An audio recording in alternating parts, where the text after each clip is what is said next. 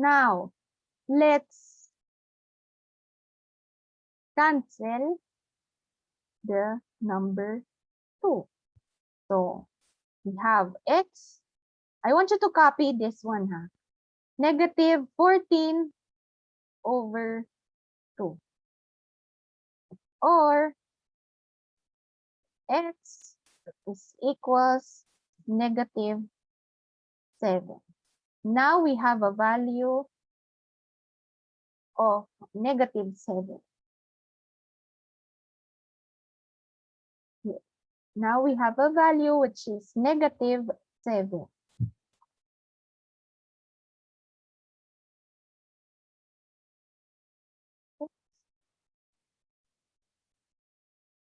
Now let's check if this negative 7 is correct. Let's check if this value here that we computed is correct.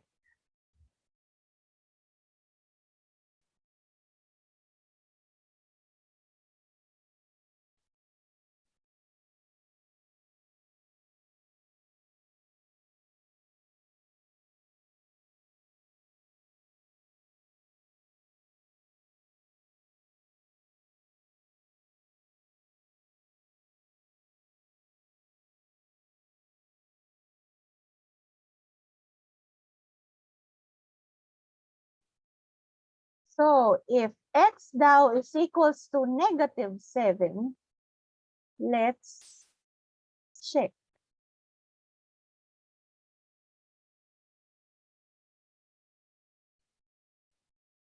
So using the original equation, 2x plus 7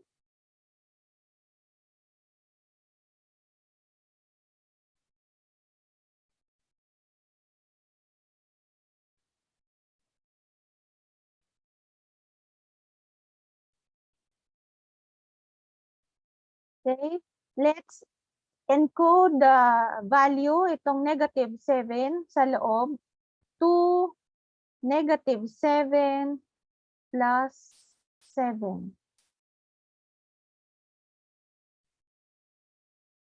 Okay, equals 0, equals 0. So 2 negative 7 plus 7, we have 0 equals 0. So any number multiplied to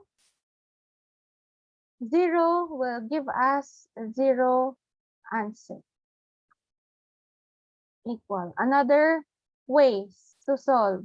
So this is the first way to check if your answer is correct.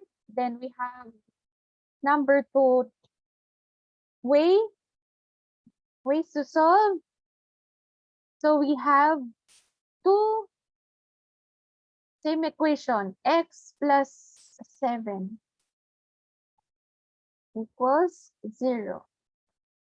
So 2 encode yung value ng x plus 7 equals 0. Now let's use the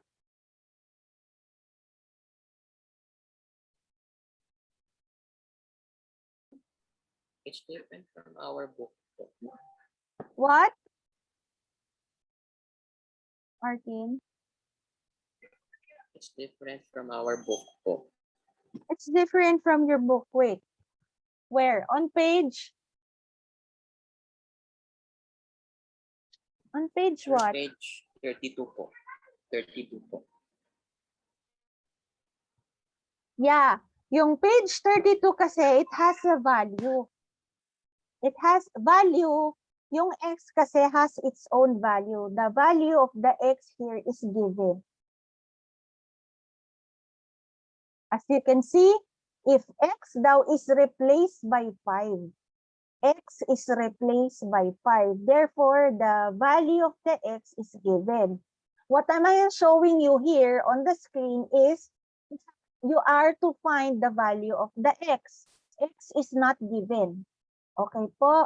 So there is the difference. So yung difference, again, on your book, the value of the x is given, which is 5. X is equals to 5. What am I showing you here on the screen? The value of x is not given. It is hidden. Therefore, you are to find the value of x. Okay po.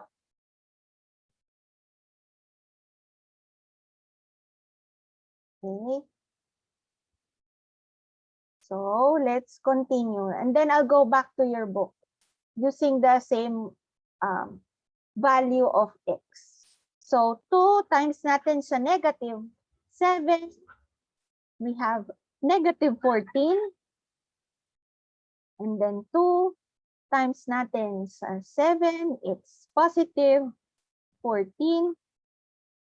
2 times 7 equals 0. Now we have 0 equals 0 again. Equal.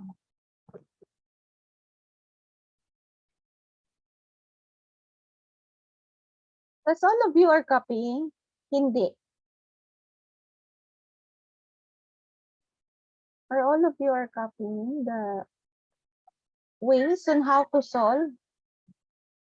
Number 3 solution. Okay, very good. Number 3 solution to check if your answer negative 7 is correct.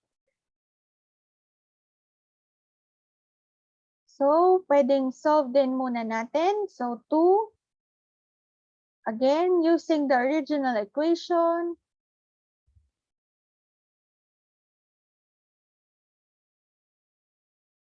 Pwedeng solve din muna natin. So, 2x plus 14 equals 0. And then transfer natin to sa kabilang side. 2x is equals to negative 14. Okay? Lagay na natin itong value ng x na nahanap natin. Negative 7 equals negative 14. As you can see, negative 14 will equals the value on the right side, negative 14. It should be equal. Okay po.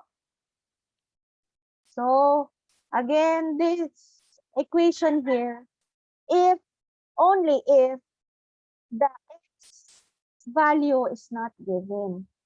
What if using the same equation, it's easier that if x value is given. Ayan. Yung kanina or yung earlier solution, x is not given. The value of x is not given.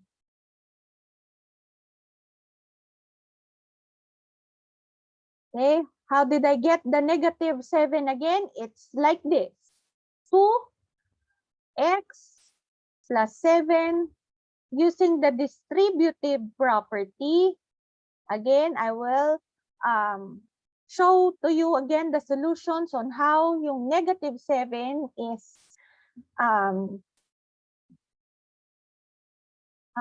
the answer. Paano naging negative 7? Okay, distributive property. 2 times x, it's 2x. 2 times 7 plus 14 equals 0. Okay, lagi po yan, equals 0, always. This 0 here will help you solve an equation. This 0 here on the right will help you solve an equation. Okay po. Okay, again, 2x. All constant numbers, all integers must be transferred to your right side. To the right side of the equation, always. Okay po, always. When you're solving a value, please bear in mind, please put in your minds na lahat po ng constant number, either positive or negative, transfer siya to the other side.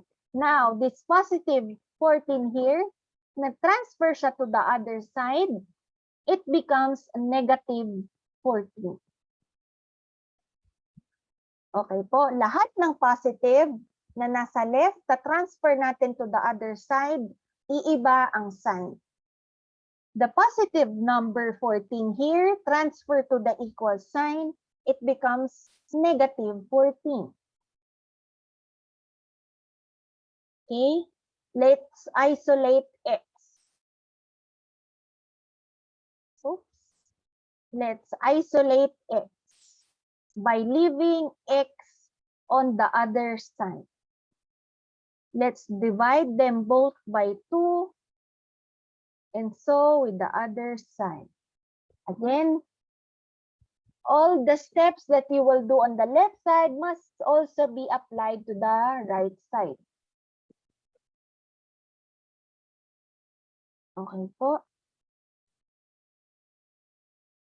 Let's remove or cancel 2. X is equals to negative 14 over 2. X will now be equal to negative 7.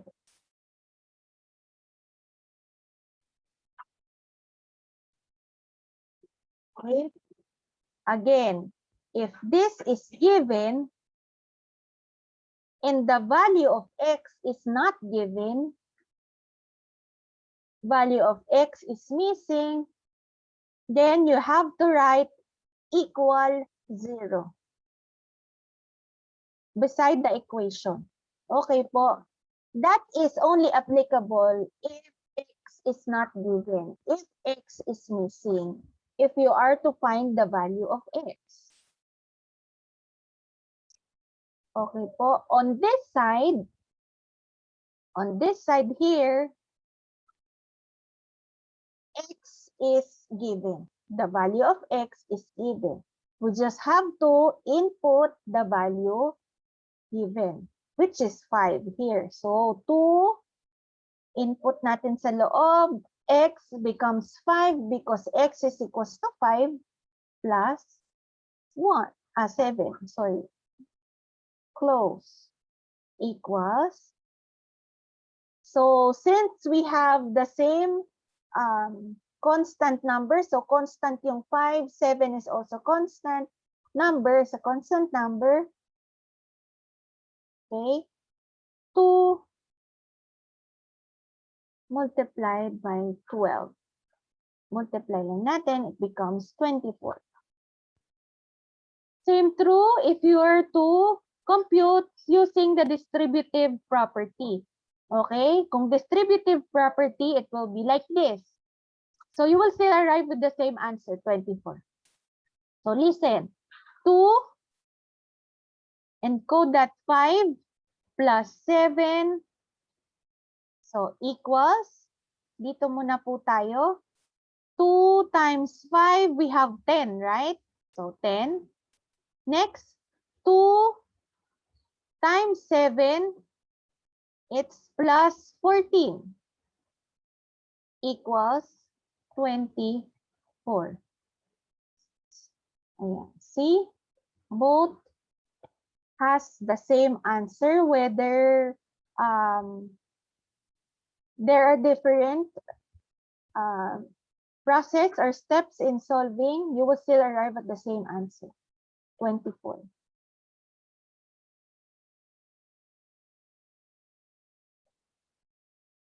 Okay po, mag-a-arrive pa rin sa same answer.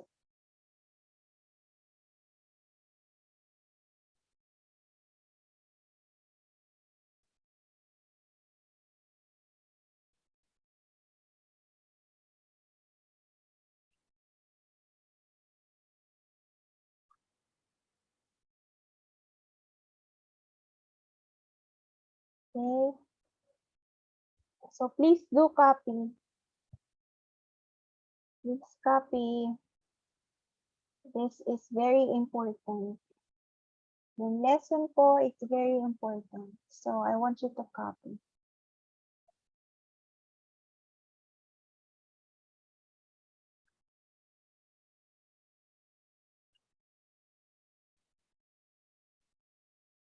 So DP here stands for distributive property. Okay. Okay, look here. This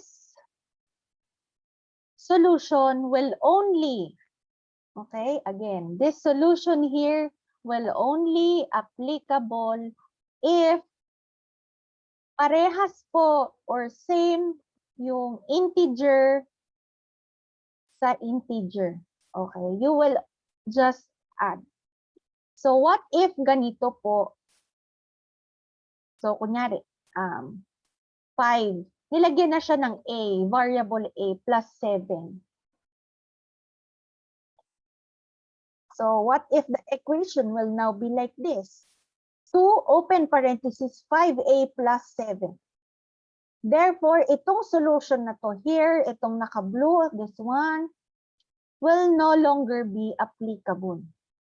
Why?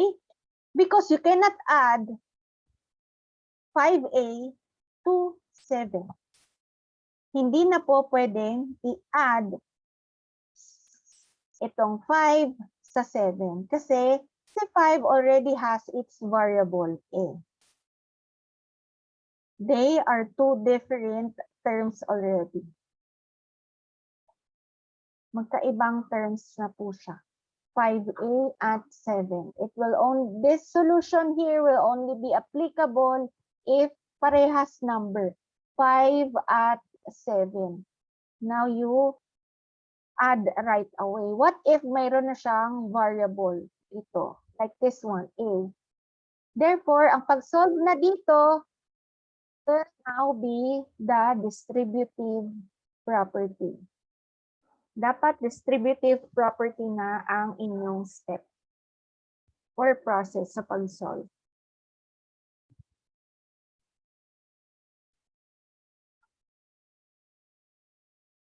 Okay po.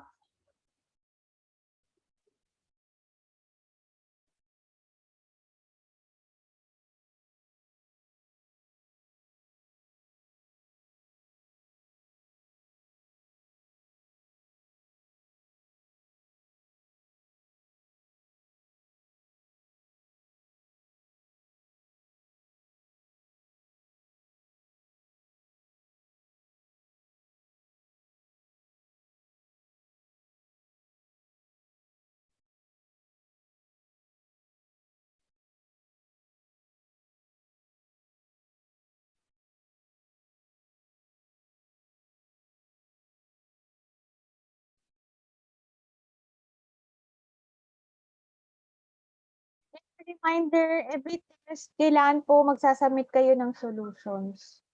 Okay? And on your previous first quarterly examination, meron pang mga students who haven't submitted their solution. Okay, please submit it on private message.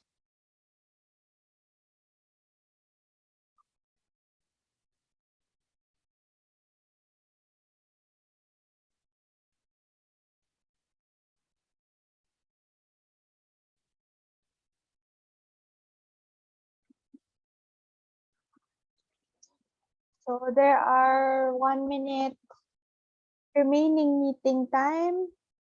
So let's end na and start the part 2. So I could discuss the next. Okay po? Yes. I'm going to check that later, Mr. Ronan. Don't worry. Okay? So I'll end the meeting now. Open the part 2.